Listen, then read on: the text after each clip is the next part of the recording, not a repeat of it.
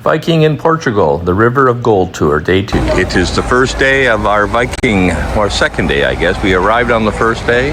We're at the Corinthia Congress Center, or hotel. And we're loading up the bus to do a tour of Lisbon. We're going to go to the Belem Tour, Jerónimos Monastery. But on the way there, our tour guide will give us a guided tour of the city, pointing out a lot of the major landmarks. This is the Marquis of Pombal statue. He is the gentleman who rebuilt the city after the 1755 earthquake. Looking straight to Liberdade, Liberty Avenue. Liberdade, it's the Champs-Élysées of Lisbon. We call the white city. The color, white. Do you know why white city? And we see many colors. But we call the city the white city. We call like that because the material of construction in Lisbon, it's limestone.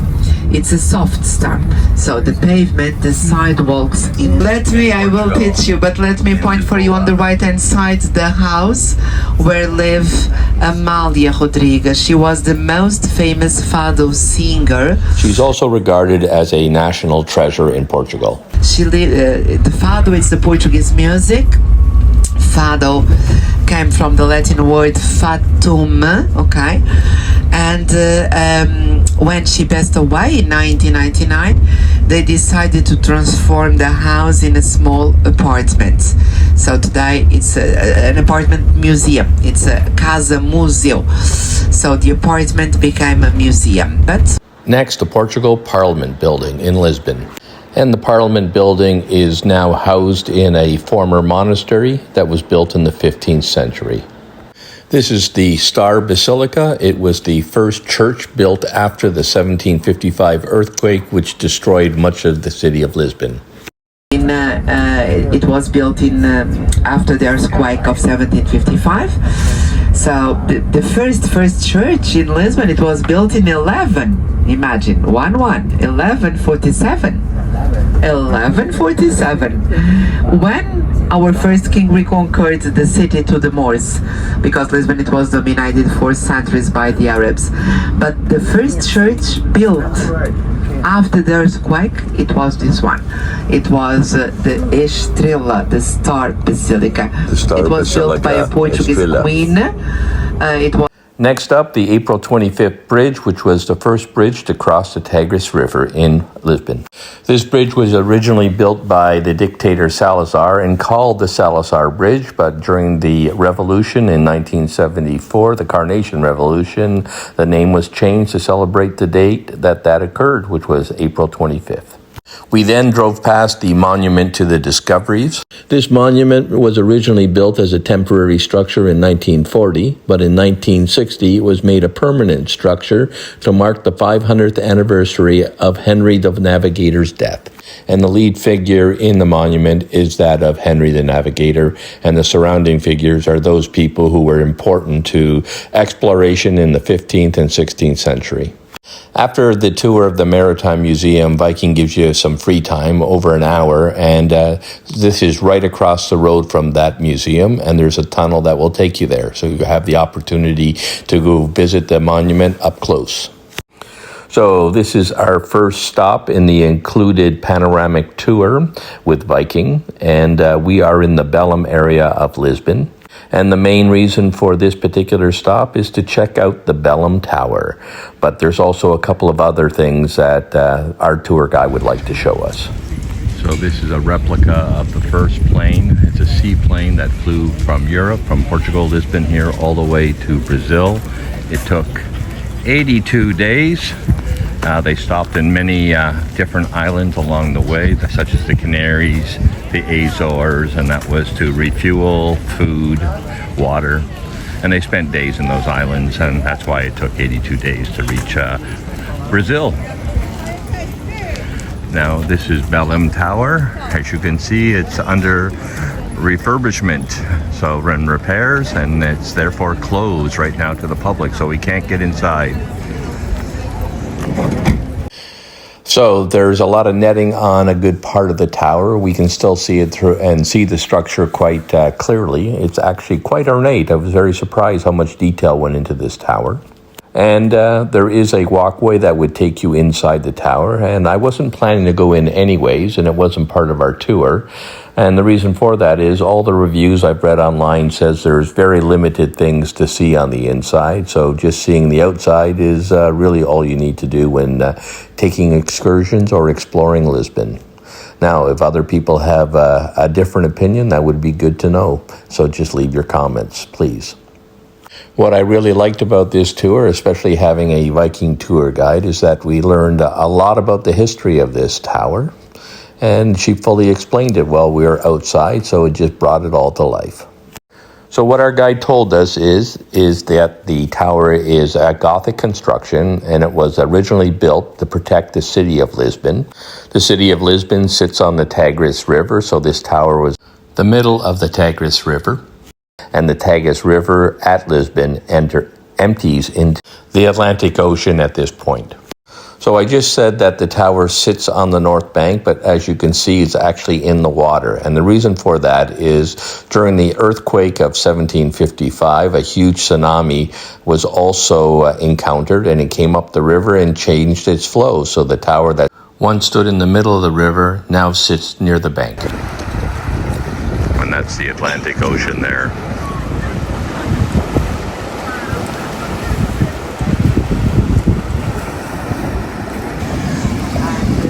So the tower is a Manueline architecture, and it's named after the former king Manuel. And his style incorporated these rope-type structures and the Knights Templars crosses.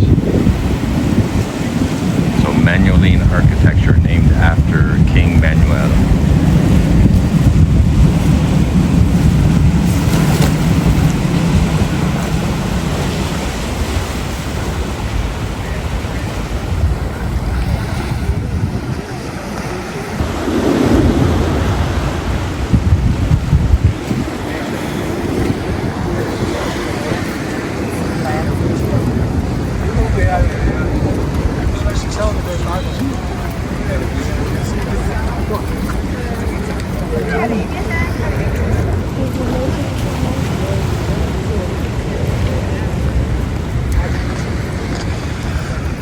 Right next to the Belem Tower is a war museum and monument. This is the Bomb Success Fortress, and it hosts the Museum of the Combatants, and it celebrates the war that ended in 1974, which liberated or made independent the countries of Angola and Mozambique.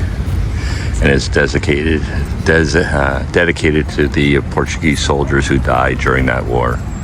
There was 4 dynasties in Portugal, but the main thing to remember is in 1910 Portugal became a republic, and then I believe 1934 it was taken over by Salazar and became a dictatorship, and then in 1974 the dictatorship was overthrown and it became a republic again. So from the 12th century until 1910 it was a monarchy, a kingdom. So here's the monument to the Combatants do Ultramar, and Ultramar is overseas, so the Overseas Combatants Memorial. In front of the museum, War Museum, or this fortress here. Lots of military equipment displayed in this museum.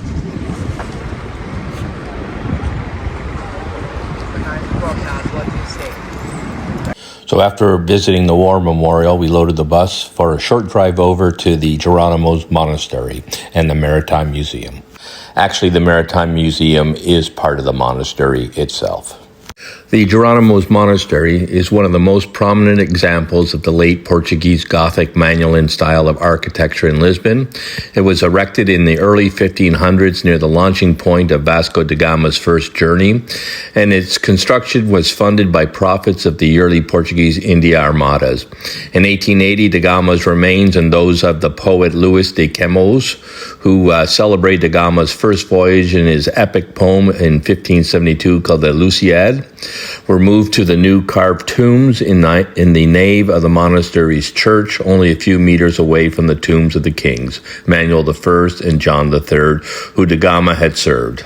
In 1983, the Jerónimos Monastery was classified as a UNESCO World Heritage Site, along with the nearby Tower of Belem. So this is the facade of the St. Jerome or St. Jerónimos Monastery, and it was built in 1502 on top of a smaller little monastery at first, and he built it in the Manueline style of architecture, so in style of architecture that's named after himself, and it incorporated things like the Knight Templar's cross and the some basically ropes sort of representation of maybe sailing, I guess. Today, we're not here to see the monastery itself, to go into the church. We do have some free time after, and hopefully we'll have a chance to do that. But what we are here and what the plan is to go into the Maritime Museum section and check out all the artifacts from the time of the discoveries and learn about Vasco da Gama, Henry II, or Henry the Navigator, and all the people who contributed to the maritime successes of the Portuguese in the 15th and 16th century. And now we're going into the Marine Museum that is housed in the monastery.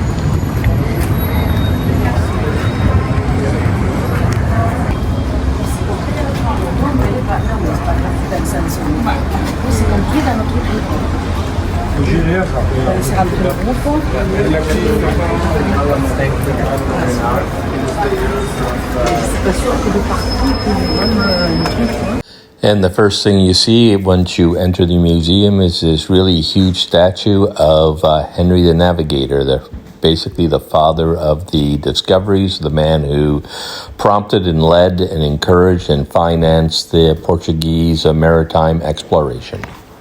Prince Henry the Navigator was actually also a son of one of the kings.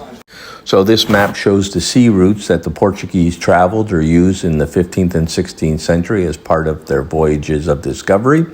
Shows that they traveled around Africa and all the way over to India and even Japan. They sailed close to Brazil and also near Canada, actually up to Newfoundland, where they established a huge fishery. And they primarily caught cod off on the coast of Newfoundland. So I meant to point out earlier that the monastery, the Marine Museum and monastery in its entirety, as well as the Belem Tower, were not damaged significantly during the earthquake of 1755. So these structures are essentially the same from when they were built. So much of our visit was dedicated to the 15th and 16th century time periods known as the Age of Discoveries. At this time, under the leadership of Henry the Navigator, Portugal was a leader in maritime exploration. Vasco da Gama discovered a sea route to India, and the spice trade costs decreased significantly versus the land route. This made Portugal very rich. Spain was a constant competitor in the race to discover new lands and create new colonies. At this time, the world was divided between Spain and Portugal. To minimize conflict between the two nations, the Pope decreed that lands to the east were Portugal and to the west were Spain's. Portugal pushed the Pope to include Brazil in their holdings since they had sailed there initially. They were before Spain, and this is why much of South America, with the exclusion of Brazil, speaks Spanish, whereas Brazil speaks a version of Portuguese. Many of the displays in our discussions centered on establishment of trade routes by the Portuguese. For example, this particular monument or column represents ownership or a marking put down by the Portuguese sailors to indicate that this land belonged to Portugal and not Spain. One of the nice things about the museum is that many of the displays are both in Portuguese and English, and there's a lot of interaction and movies, so quite a very modern museum with lots of different things to see about the Age of Discovery. Vasco da Gama did three voyages to India, and he died in India and is buried there. And then they brought the remains here, and he's buried in this church. And this is a replica of one of his caravels or ships on his first voyage.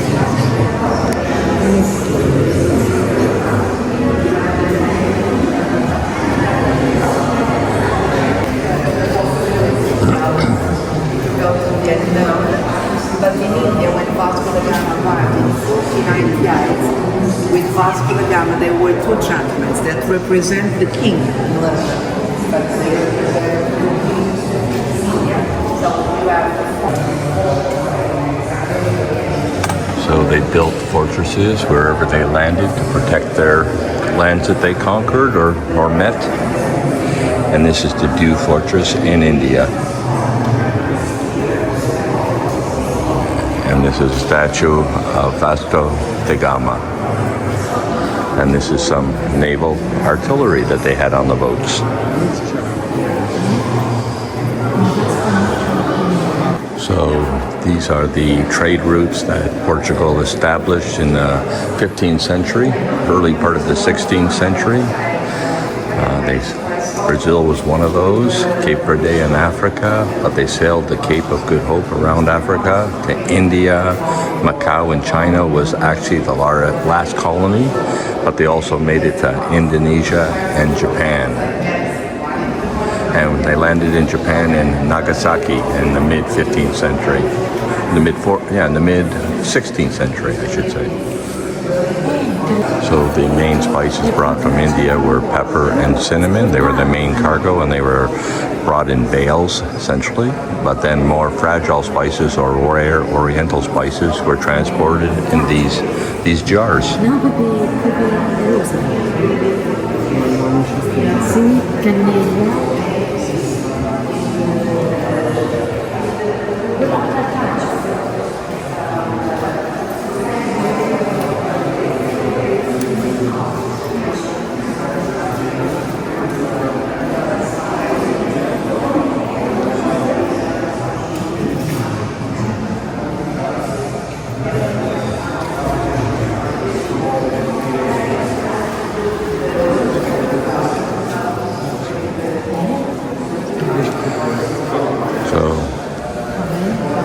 In 1543, Portugal arrived in Japan.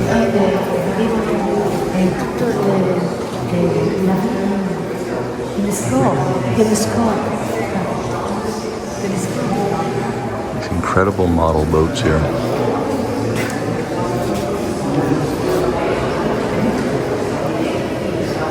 Here are some of the navigation tools used by the sailors. So in the late 18th century, let's say 1792 to 1850, there was a constant war in Europe, specifically the French under Napoleon, and Portugal sided with England. They had an alliance, and they had to also fight the French, but also protect their trade routes at this time. So you see a lot of naval battles at this time, as depicted in this painting here. And here's some of the guns they used on ships.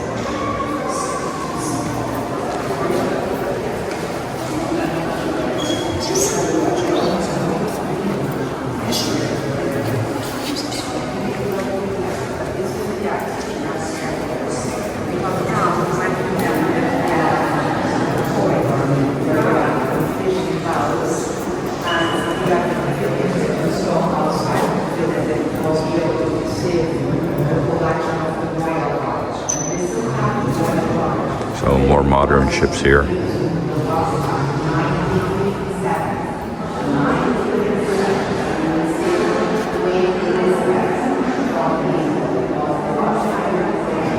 We're just walking through the Maritime Museum, and they've got displays of ships and guns from all different eras. We saw the 14th, 15th, sort of 16th century ships, the Spanish caravels, but now we're starting to see steamships, or models of steamships. They've done a great job in the Naval Museum.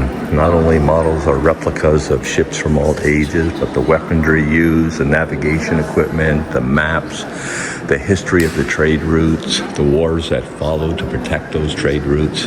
It's a really interesting, rarely interesting museum, and it's all housed in the monastery. So at this point, our guide left us. Her main focus was on the Age of Discovery, so the 15th and 16th century, but the museum incorporates the maritime history of Portugal right up to the present time. So this section of the monastery does exactly that. Our guide gave us about an hour, hour and a half to tour the rest of the museum, including the boat section, which I'll show you shortly. And then you could wander off and see the Belem Tower or the Monument of Discoveries, or even going to the Patel de Belen, which is the pastry place for their famous Patel de Nata that Portugal is famous for. We decided to tour the entire museum and then wander over to the church itself. And again, we did this by ourselves before loading on our bus that would take us back to the hotel. So one of the big things they had for development is they put these big prows on the front of the boat so they could get into the surf, because some of the waves could be very high here. And this one looks like it had a minimum of 4 rowers on each side, probably multiple rowers on each side pulling these oars.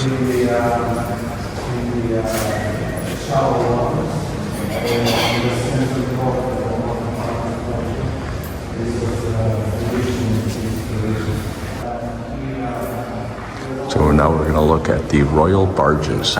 So these were used in the rivers, not in the ocean.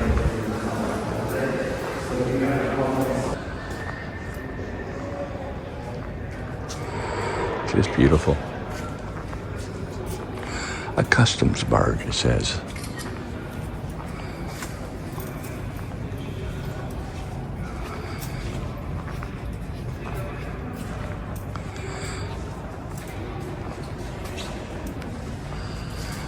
Just beautiful.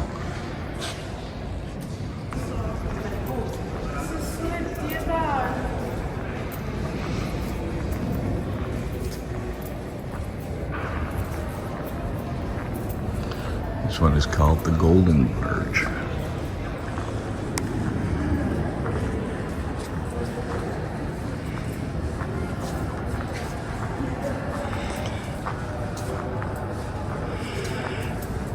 And I suspect that this is the last royal barge. We'll see what the sign says here. The Royal Brigantine. Was built for Queen Maria in 1784. 40 oars, 78 oarsmen. That's used by the royal family for transportation.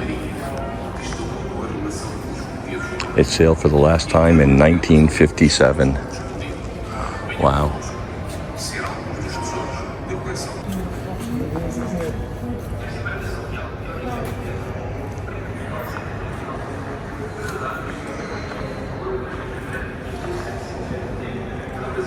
Just went up on a platform, and from here we can take a look into all these barges from the top.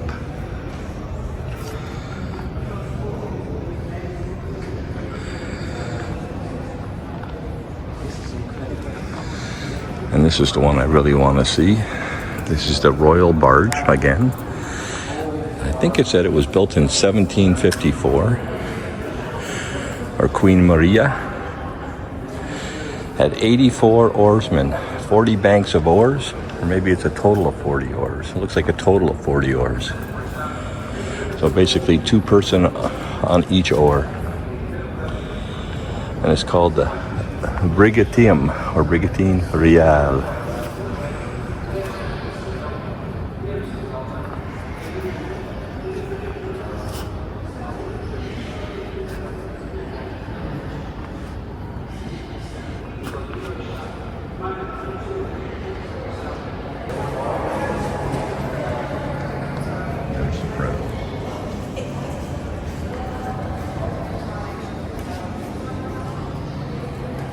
This is the plane, the original plane that actually flew from Portugal, Lisbon, all the way to Brazil. It took 82 days. It's a seaplane. You can see the pontoons on the bottom. 2 pilots. It took 82 days because they had to stop for gas, water, and food, and they stayed on some of the different islands for a period of time as well. Still a long flight for that time. I think that was in the early 1900s. I'll get the exact date a little later. So the Marine Museum also has marine planes, which is pretty cool. And this is the plane, the first one, that flew from Lisbon all the way to Brazil.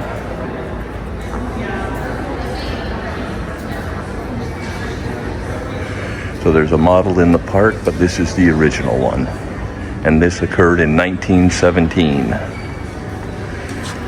There it is.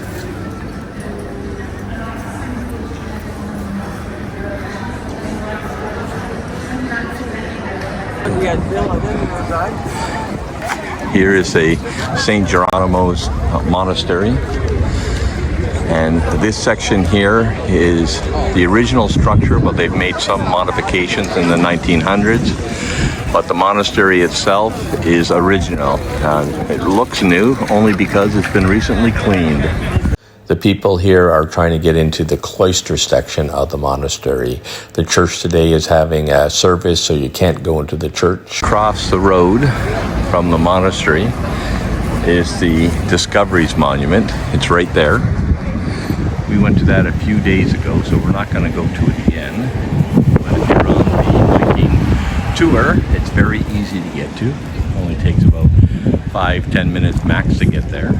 And there's a tunnel that takes you underneath the road, or the highway here, really making it easy. And if you proceed down this particular road, past the monastery, you'll come to the Patel de Belen, where you can get the famous pastry, the original site where it was made, and do a little shopping.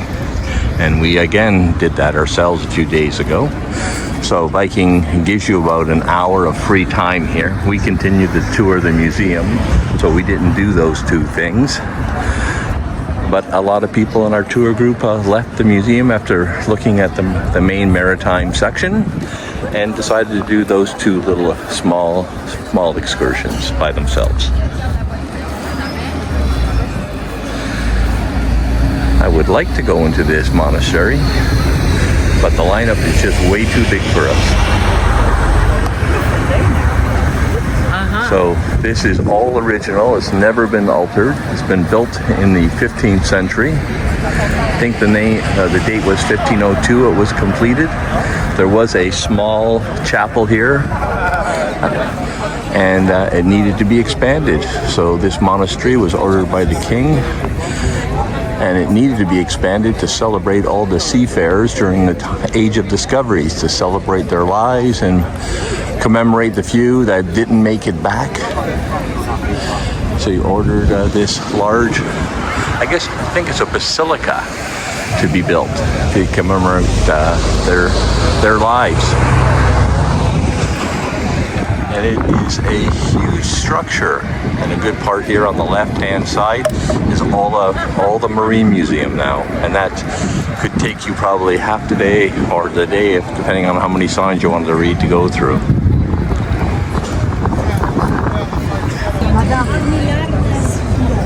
So this is the main entrance. Beautiful carvings. The bell tower.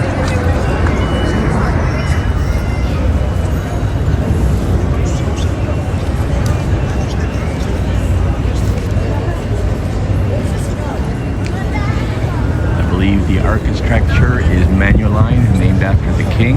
You can see this sort of rope structure that's symbolic of his design, and it generally has the Knights Templar crosses on it as well.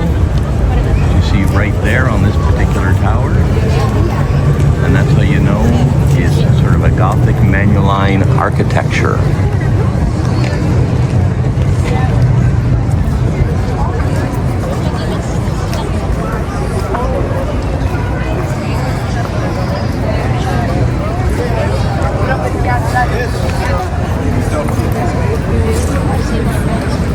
And we're just going to go into the church for a brief moment.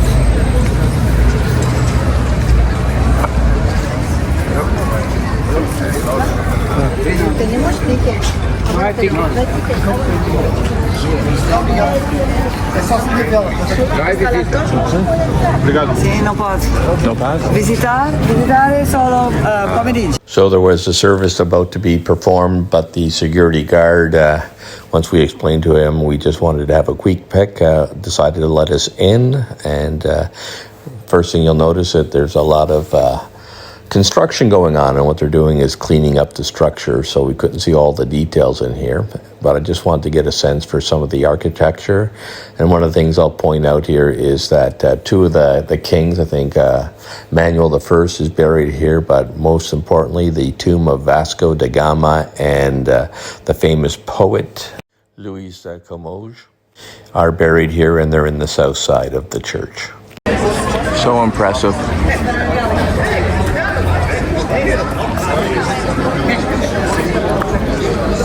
So entrance to the main church is free, but there's only specific times you can go in there. Today it's from 2 to 5 because there's going to be a mass, but you have to get into the Jerónimos Monastery, the cloister section. You need to go into this lineup. So that completed our tour of the Jerónimos Monastery. And from here, we loaded back onto the bus, and the bus took us back to our hotel, the Corinthia. And from there, we decided to use the services of the Corinthia. They have a shuttle bus that leaves every half an hour for the old town, specifically Avenue de Liberdade. That's the Avenue de Liberdade, the Lisboa sign. We're in the Praça de Restaurador, however you say it. Again, commemorating the Iberian Union War, or the completion of it, where Portugal regained its independence. And now we're going to head on down to the commercial area, or the commercial square, and see what that's like. So I'm in the Praça de Restauradores. Beautiful monument there. I'm going to head down Avenue Liberdade. But look at the beautiful architecture, just even on the hotels here. And this was all, these buildings were created after the earthquake of 1755. This one here has a mark that says 1892. And you notice that a lot of the buildings here are not very tall, and I think the reasoning behind that is the fear of future earthquakes and the damage that could result to very tall buildings. Anyways, I hope to have some interesting pictures here and video of all the buildings here, the architecture, as we saunter through the main commercial zone all the way down to the waterfront.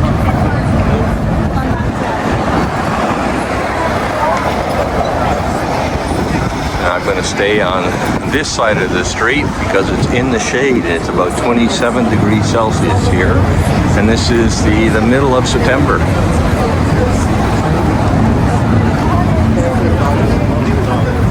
Didn't take long to find an impressive structure here, and I believe this is the Church of São Roque, so Saint Roque here, however that translates. And you can see in the distance right here, that is the Castelo de São Jorge, or St. George's Castle, and we'll be touring that a little bit later on today, and you'll see it at the end of my video.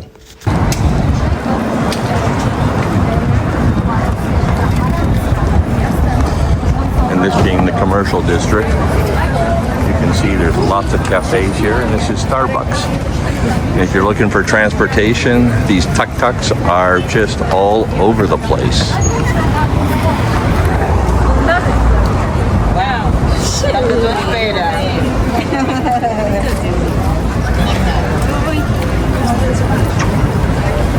Now in here it actually has an escalator. So I don't think it's much of a church anymore. Maybe it was at one point, but definitely not anymore.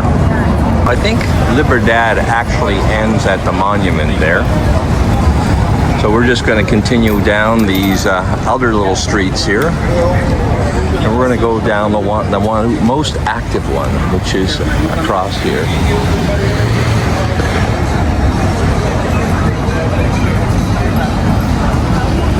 Lots of traffic here, so we need to be careful.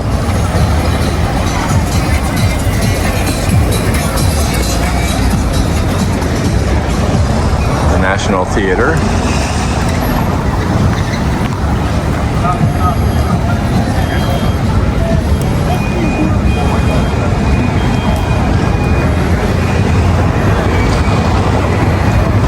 Beautiful building.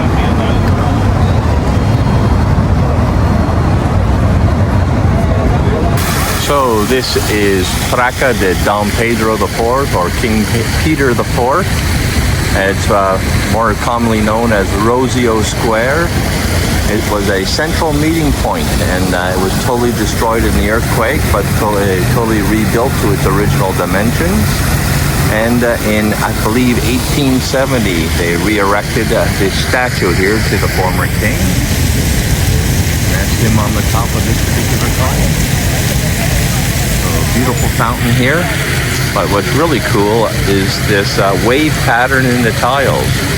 And it really gives you a 3D effect when you look at it. It looks like really like waves on the ocean here. It's actually really amazing, but it's perfectly flat. And in this square, you have the National Museum, or theater, I should say. I think it's called the Maria, probably Queen Maria. But for me, this is the highlight, this beautiful fountain here.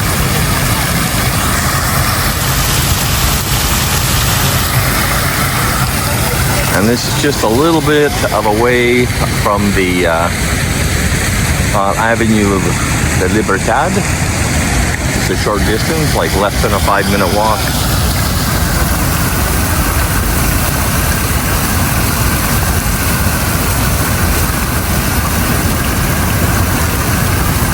And history says it was just a very big meeting point, used like this for hundreds of years, and it continues to be that.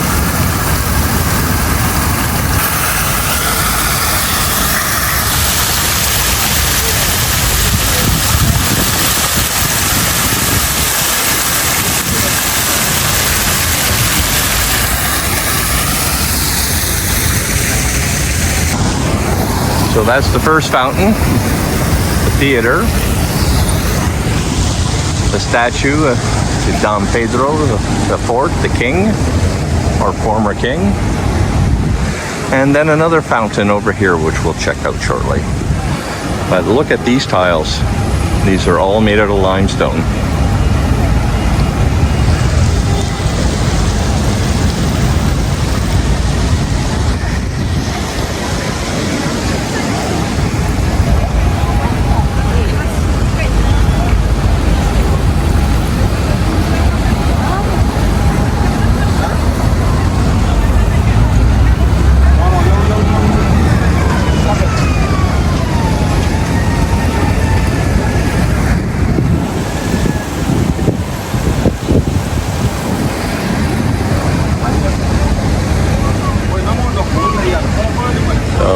Don Pedro, 1870 it was erected.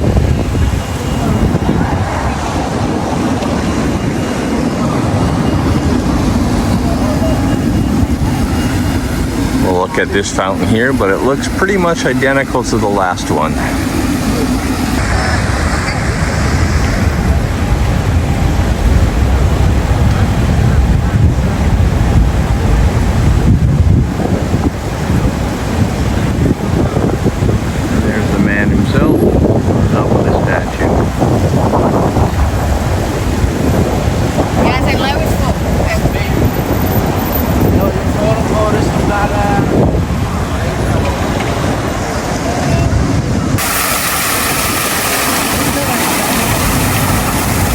Amazing.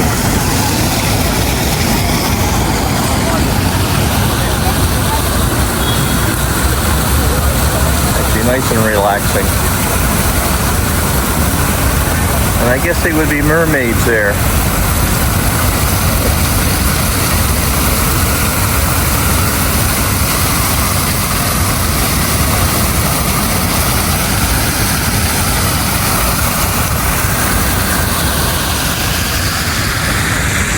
That's Praça Rosio, or Rosio Square. Oh, we'll see if we can find the commercial square, and we'll go down this particular road through the gate.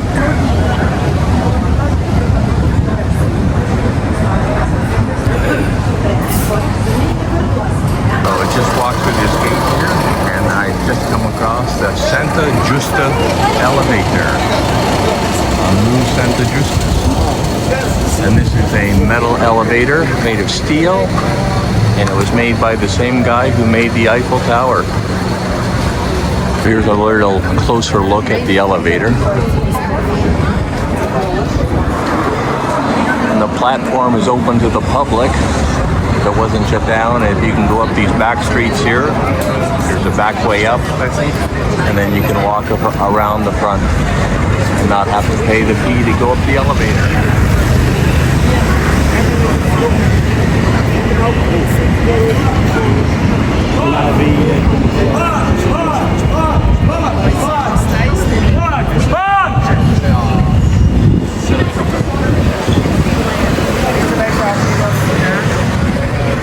So this is Augusta Street, and it's the main thoroughfare, lots of restaurants. It's a pedestrian street, and this is the street that takes you all the way down to Commercial Square, where they have what they refer to here as the Arc de Triomphe. I think they're trying to imitate what happens in Paris. I think that was the idea when they constructed it after the earthquake. And you can see the arc right there. And that's what we're heading through. And there's a large statue, I believe a man on a horse there. And we're going to check out what all that is all about. We just got to navigate through all the people and all the cafes. So, beautiful tiled-sided buildings here. And the walkway is also tiles. So those are ceramic on the wall, and these are all limestone. But there's no shortage of restaurants and places to shop here. This is probably I was told, the main shopping district in Lisbon. Probably lots of souvenirs here. I would imagine it's so popular, it's probably a little bit overpriced. There are some shopping malls on the outskirts of Lisbon. But this is probably the most fun place to be.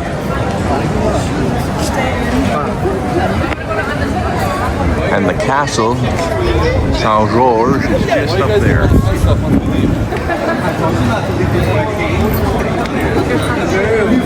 You can see they're doing some refurbishment on some of the buildings here. Some of the buildings don't have any of the azulejo tiles, but most do. We're going to get over to the other side, cut through, because over here we're in the shade and the video isn't so washed out.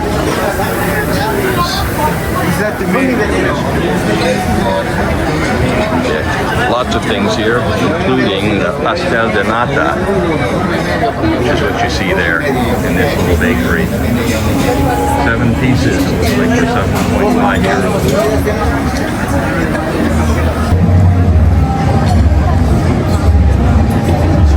Rapidly approaching the Praça de Comercial, or Commercial Square. So in the Commercial Square, it was originally the palace, the royal palace, but that was utterly destroyed during the earthquake of 1755. So the Marquis de Pombal made it into a large square. And then they put what they call the Arc de Triomphe here, or something similar to that. And it really represents the gateway to the city, and this would be the new city heart. So that's what it was, the idea anyways, a gateway to the city. And in the middle of the square, there is a statue to Jose the First, who was the king of Portugal at that time. And we're ready to go under the triumphal arch. I should say triumphal arch. What a beautiful spot.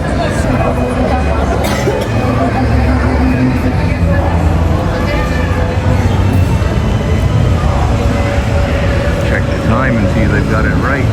Yeah, it's 2:26. So a little bit different than my watch, but close enough. And it looks like it's all made out of I want to say limestone, but getting a little bit closer is probably marble.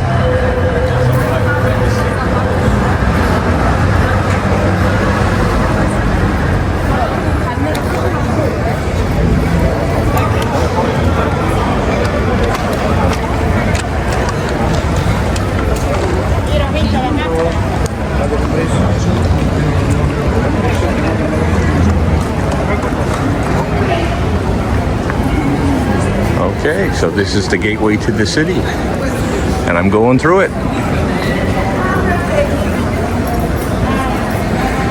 And lots of vendors here selling lots of different things. And this is Augusta Street, or Rue Augusta.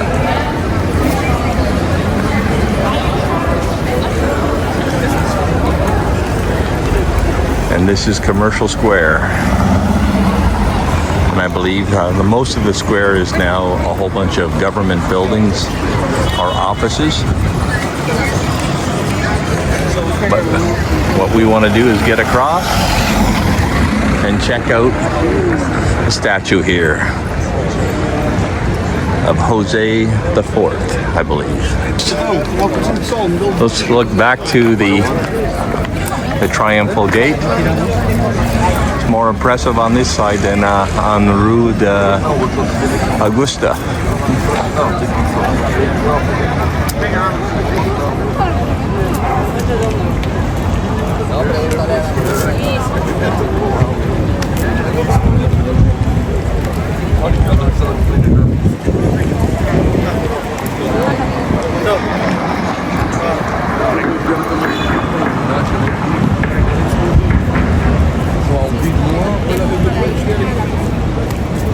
I wonder if this is Henry the Navigator in one of these. One of the favorite sons of Portugal.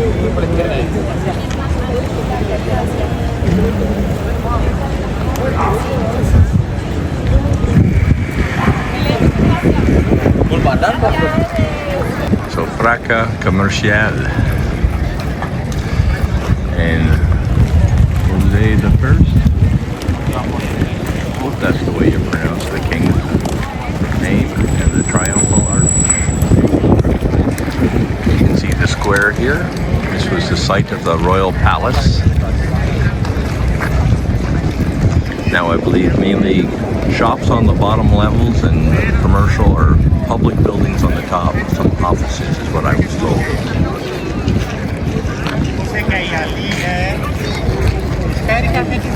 Very large square.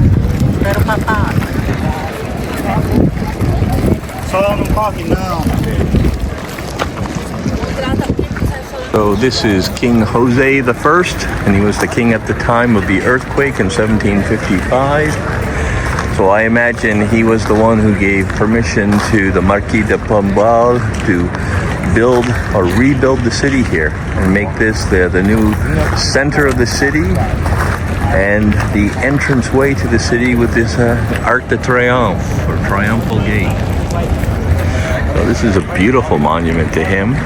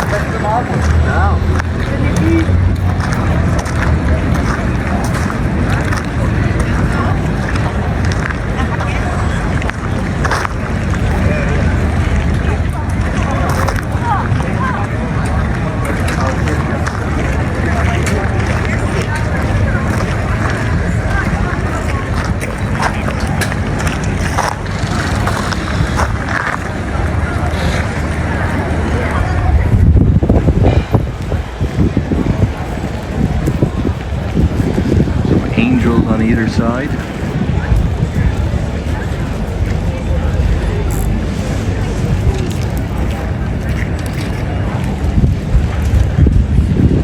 I think this might be the sculpture, but I'm not sure.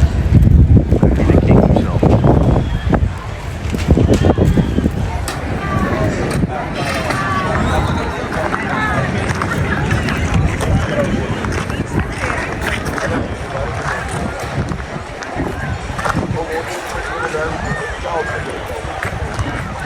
Very impressive. Interesting. The sculpture has an elephant in it.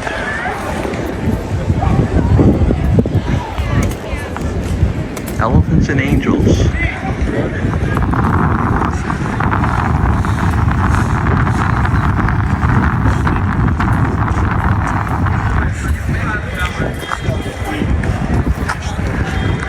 Just amazing. So they have a Lisboa sign here, and everybody is trying to get their picture with the sign and the statue to the king, Jose the First, and the Arc de Triomphe.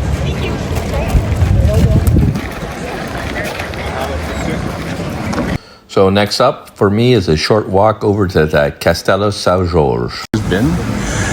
And here are the walls for the Castello de Jorge, or Jorge. I'm not exactly sure how to pronounce it. But São Jorge, I believe is how you say it.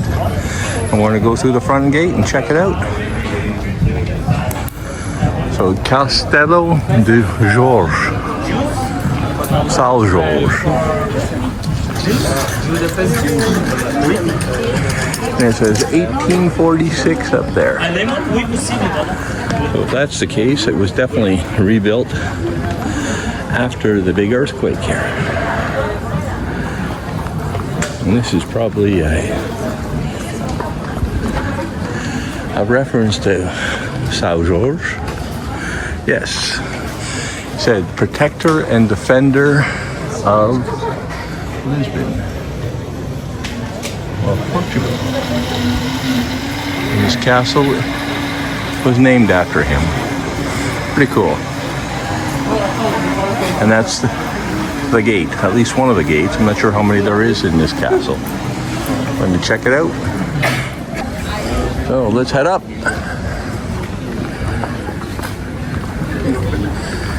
And it sounds like they have a church here within the castle walls, and apparently it was built in 1147. Not sure what's left of it following the earthquake, but there seems to be a whole city inside the castle walls.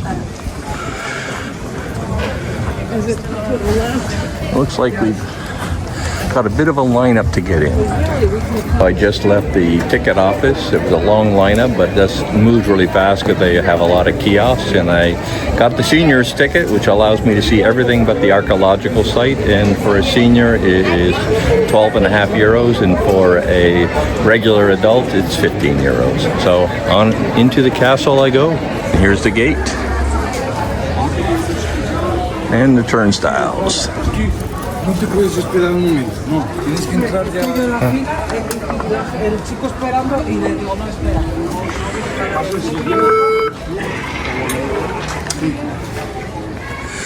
Just came through, and there was a QR code where you could scan to get an audio guide. You just download it off the internet. Concentrated in the kingdom of Asturias, advanced on the Muslim south. It is within this context that the figure of Afonso Enriquez, depicted in the statue behind you, emerged. So that's Alfonso Enriquez right there. And he looks like a Knights Templar. I'm still climbing the castle walls of South St. George. They've got some beautiful cannons up here. What's making this place really special, though, is they give you an oral history that you can download and just listen to as you walk around the castle.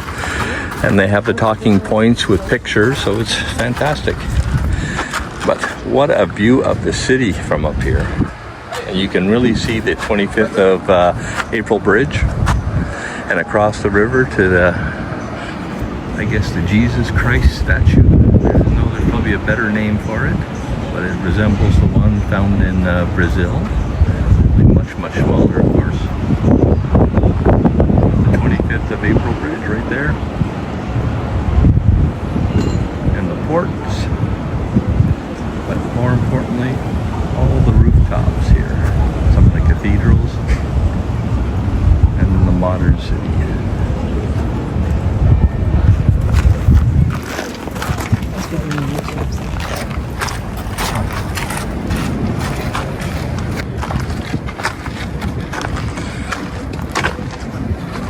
So they've got old cannons just lying all over the place here.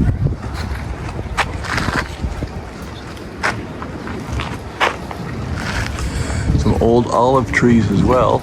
Look like they're ready to be picked.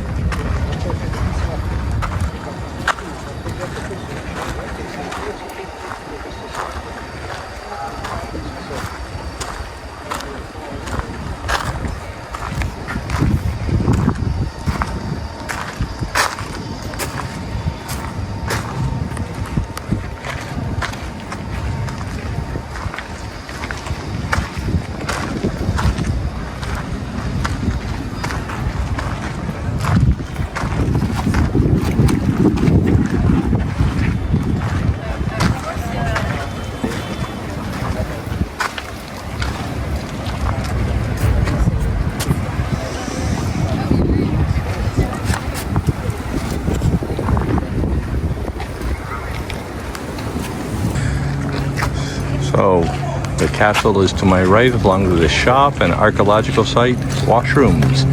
But straight ahead, with great views of the city, is a restaurant. But we don't need to do that today. So off to the castle we go. Now my ticket includes everything but the archaeological site. So there's the shop, you can buy some souvenirs. And into the castle we go.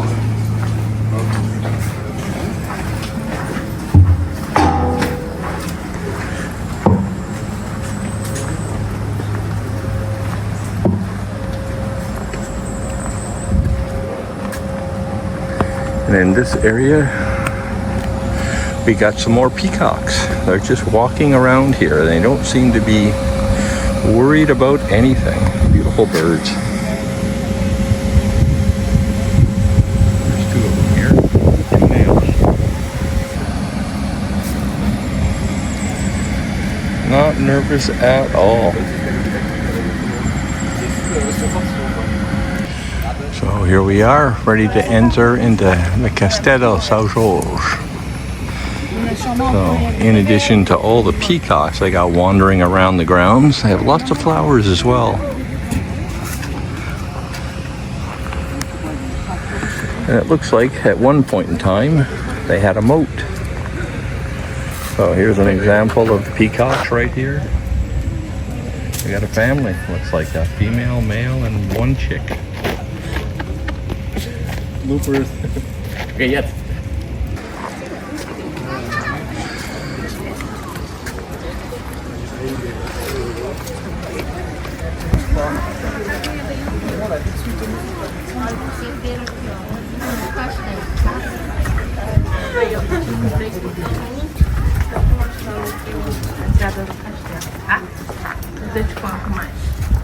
Vou tirar aqui o guia pra gente não se perder. Pronto, ó, bora lá. A gente quiser por onde primeiro. So here's the map of the castle. And we gotta go through that door.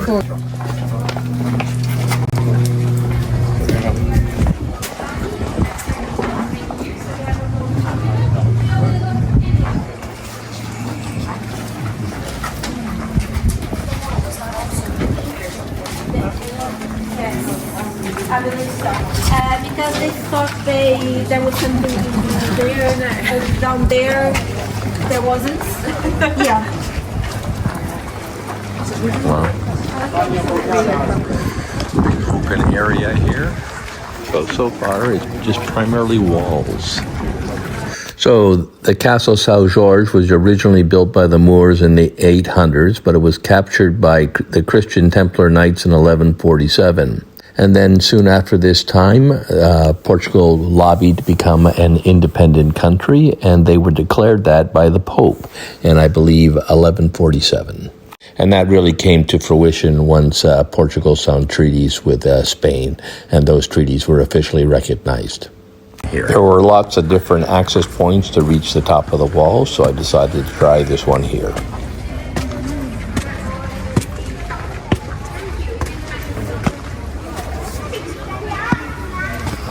A little bit steep for sure, but all very manageable. Não, a gente não passou nesse portãozinho aqui, não subiu. And there we are. Kijk, het toch niet meer doen, hè? Nee, ja, amor. On top of the wall. Wow.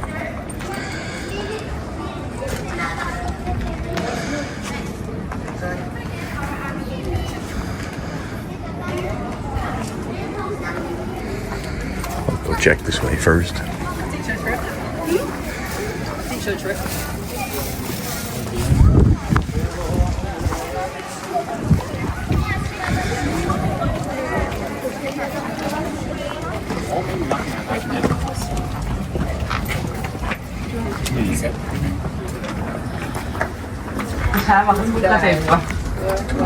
Thank you.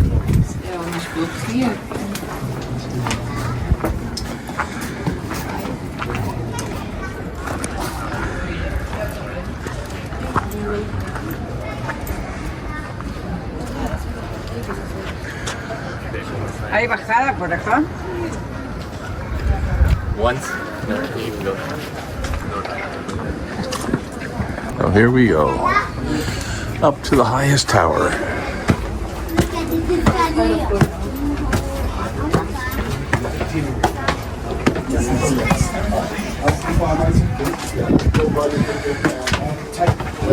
First, yeah, and then I'm gonna take you to Barrio Alto. That's where all the yes, where all the pubs and Can I take you for dinner? So we're on the top of the tower. I think this is the highest tower that they have. Just well constructed, probably was rebuilt, of course. Nice and wide, very tall. Tallest, looks like about the tallest part in the whole area. And I guess that's why they build castles here.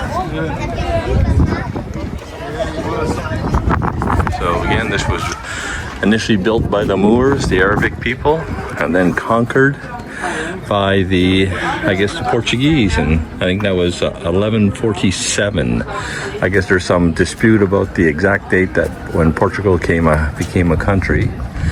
But when I think it was King Henrique came here and he conquered this castle, he proclaimed himself the king, or everybody proclaimed him the king, and then it was recognized by Rome later on, and Portugal officially became a country. So I'm slowly circling the castle walls. The courtyards are down below, and to my right is the city. I think this is the north side of the castle. I'm towards another tower, but this particular tower has a roof. I'll see what we have inside there. But there's the courtyard.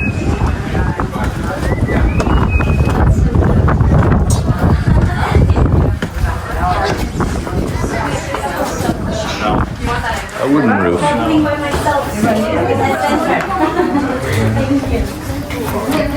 It looks like a hot spot for pictures because of these beautiful windows.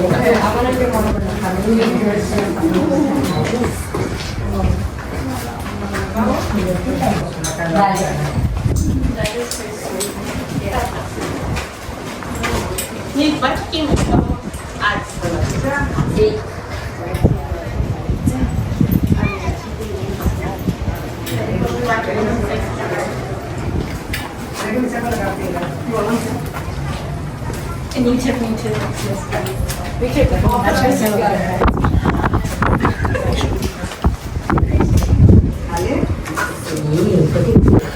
Okay, beautiful windows in this one, looking like a Moorish design. I guess the arches like that means it's Gothic.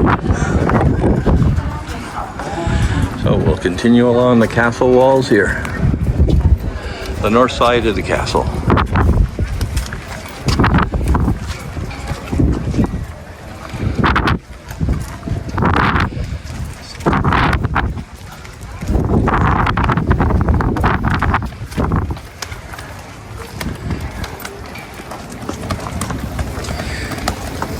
Facing into the sun a little bit. Another courtyard here.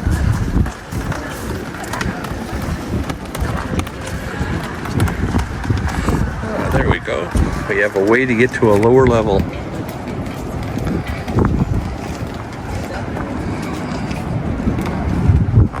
It turned out to be a little bit of a dead end, so I don't recommend that you take it. I went down all the way down and I had to come all the way back up to exit the castle. Well, time to leave the castle.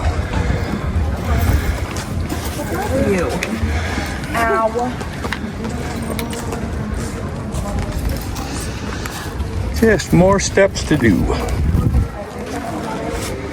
and through that gate.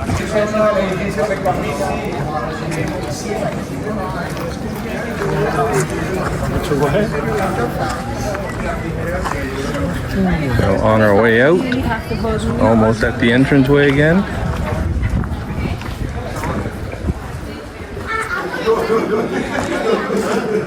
Some ruins here, probably a destroyed gate at one point. But these walls and entranceways are quite thick, at least 3 feet.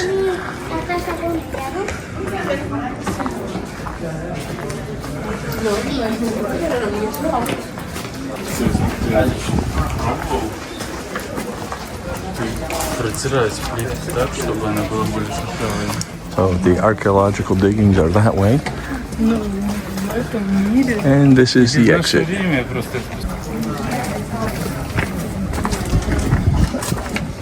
The moat again. And we're out.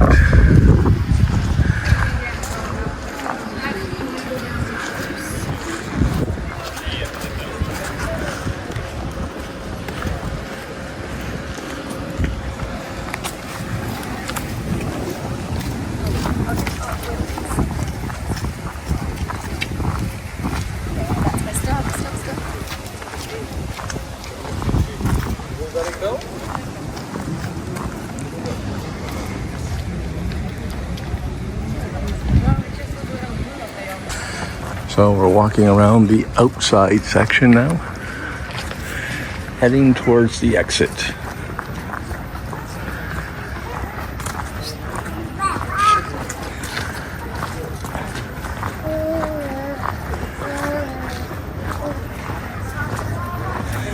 This was a very interesting castle. It's well maintained, clean, but there's nothing inside it. It's really the battlements and the walls that you get to walk around. Really nice. They got restaurants all over the place, and this one is just ice cream.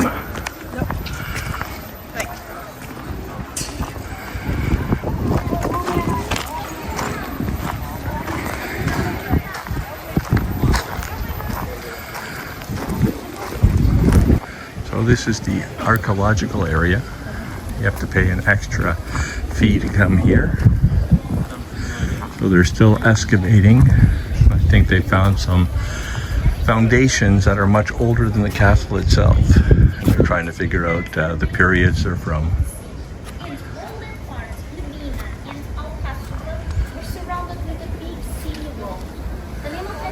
So there should have been a mosque here because this was first constructed by the Moors, Arabic peoples.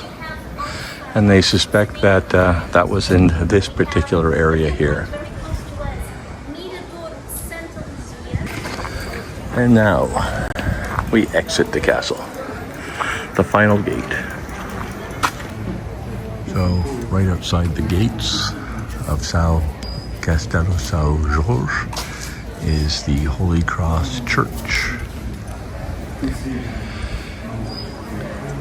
And in it they have the Holy Cross, and they also have a representation of St. George. And this is a Catholic church.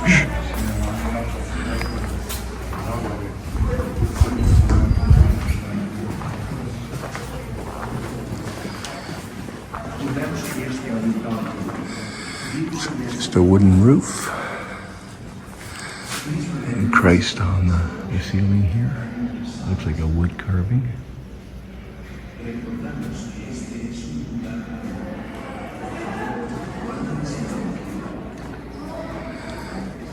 And this is the image of St. George.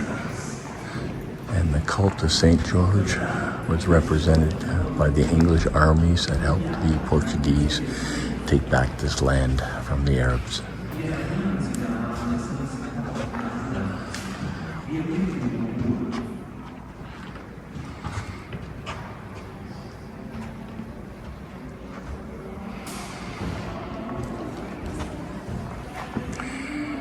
Interesting that they have the cross here of the Knights Templar. I was told that this church has nothing to do with the Knights Templar.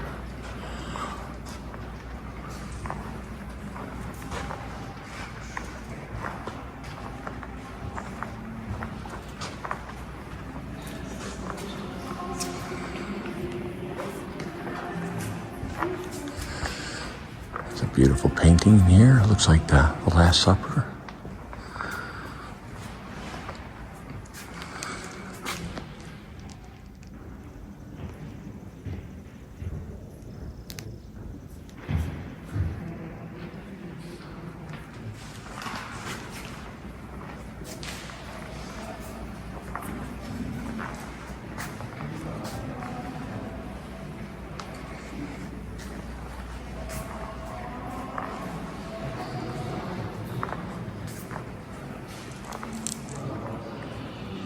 And the main chapel.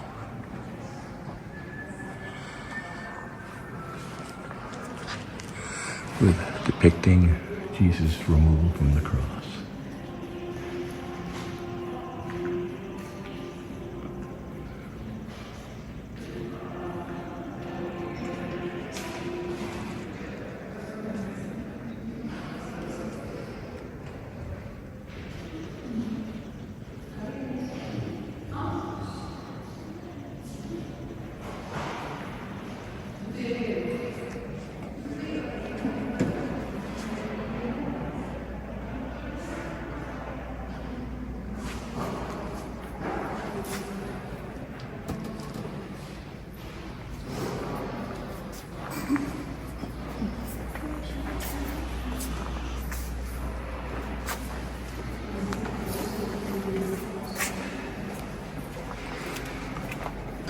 So this is the Holy Cross, and it said that in 47, when the Flemish Crusaders recaptured the city from the Moors, King Alfonso Henrique brought a piece of the true cross, so the cross that Jesus was crucified on, and a piece was placed in this holy relic here.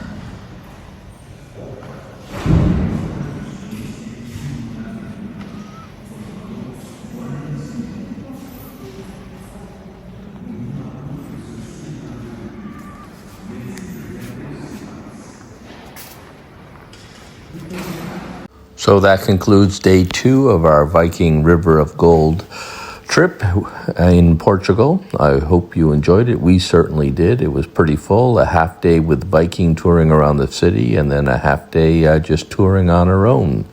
Hopefully you enjoyed the video, and if you did, please like and subscribe.